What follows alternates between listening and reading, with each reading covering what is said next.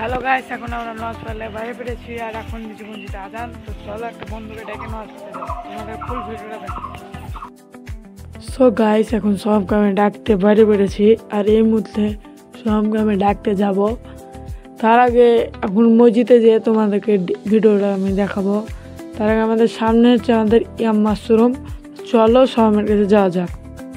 তো গাইস, সহম বললে এখন যাবো না, তো আমি এখন মাঠের রাস্তা দিয়ে যাচ্ছিলাম। তো মাঠের রাস্তাতে যেতে যেতে কি কাদা তোমাদেরকে বলে বোঝাতে পারবো না, তাও মসজিদে চলে গেলাম। সো গাইস, এখন আমি মসজিদের সামনে চলে এসেছি, চলো মসজিদের ভিতরে দেখা যাক। সো গাইস, এখন আমি মসজিদে প্রবেশ করলাম আর এখনও উঠবো আমি 3 তলায়। তো তোমার ভিডিওটা যাই ছাদ থেকে যায়, ছাদে খুব মেঘ দেখলাম আর হালকা হালকা বাতাস হচ্ছে, তো খুব ভালো লাগলো।